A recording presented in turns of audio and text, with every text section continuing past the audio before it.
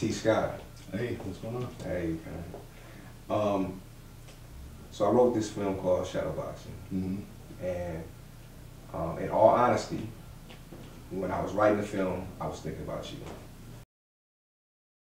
You know, I wanted to put the story in a context that we could relate to, that we could understand, and it didn't villainize anyone.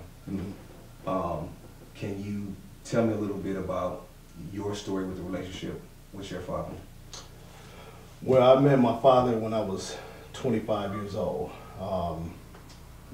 Between the ages of infancy and 15, I didn't even know that the father who I thought was my father was not. My mom didn't tell me until I was 15 years old. My brother and I are a year apart, and my mother had us at a very young age. She had me when she was 16, had my brother when she was 17 years old. It's funny that I'm actually named after my brother's father again. So, young woman, she's the love of my life, but that's how it was. Right. You know, as I got older, she realized that my brother's father was not my father, and she wanted to wait until a time when I was mature enough to be able to let me know that. At age 15, when she told me, it was a shock. But it wasn't anything that I was upset about.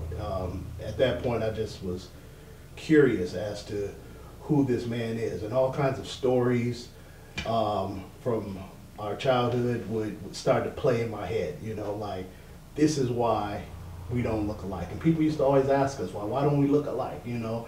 And we used to always say, yeah, we got the same mother, same father, you know, and why am I light-skinned and he's dark-skinned, and I'm big and he's a little shorter than me, and all these things. And so it all made sense after that. But my mother is from St. Louis, and both of our fathers are from St. Louis. When she was pregnant with me, she moved to Minnesota. And so until I actually reached out to my father at age 25, he never even knew that he had his son out there. I mean, it was more curiosity, but it was just being able to look in someone's face and see somebody who potentially looked like me, because my brother's father looks like him. Right. And but it's just so funny. I never ever questioned that he was my father. You know. And so at that point, at age 15, I was definitely curious, and it took me 10 years to get up the nerve to say, you know what, this is the year I want to try to actually find him. I want to stop dreaming about him and actually figure out who this guy is. What did you do to go about finding out? I just went and talked to my mom. I asked her to help me find him. You know, tell me what his name is, what city he's from, and you know, that was the year where the internet started booming, and so we just leveraged our resources, got an address for him, and I wrote him, I think, like a 7-page letter, very non-threatening and non-accusatory. I couldn't even imagine how he would feel to say that, you know, 25 years later, I'm your son. And so I made sure that I said that I'm not accusing you of anything. If you're not my father, that's fine. It would just be wonderful to meet somebody from my mom's past. Right.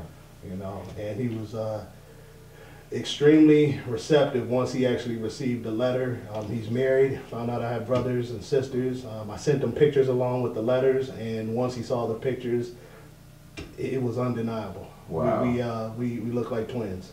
What was? My father never abandoned me. He never knew. Right. And as hard as I saw my mom work to raise me and my brother at the time, there's no way I could ever hold any type of grudge against my mother for not telling me sooner, or, I mean, she was 16 years old, and so she did our best. And I think one of the biggest things that a single mother can do in the absence of a man is to put men in your son's lives. And I'm not talking about the men that she's dating, I'm talking about the men that she's not dating. My mom did a really good job of putting me around other mentors at the hospitality house, at the Boys and Girls Club, at church. You know, there were a lot of men there to be able to speak things into my life, in the absence of a father. Right. Where along the way did you pick it up? Being that mentor for us so early on, and that competitive spirit, and having a bar, because I think we didn't have a bar until we interacted with you. It was just kind of go with the flow, but you seemed to be structured and disciplined at an early age. As far as basketball, I can just say, just being at the Boys and Girls Club, at the Hospitality House, and competing against everybody in the city. I took it seriously. That's the logical answer. A hereditary answer may be because of the passion of my father being a fighter. Right.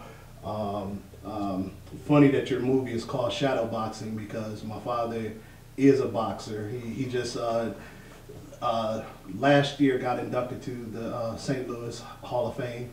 That's what's up. Yeah. I didn't know that. Yeah. So there's a little twist there. Yeah.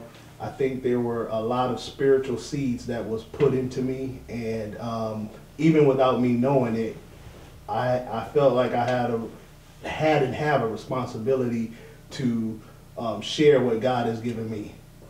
And you interact with a lot of youth.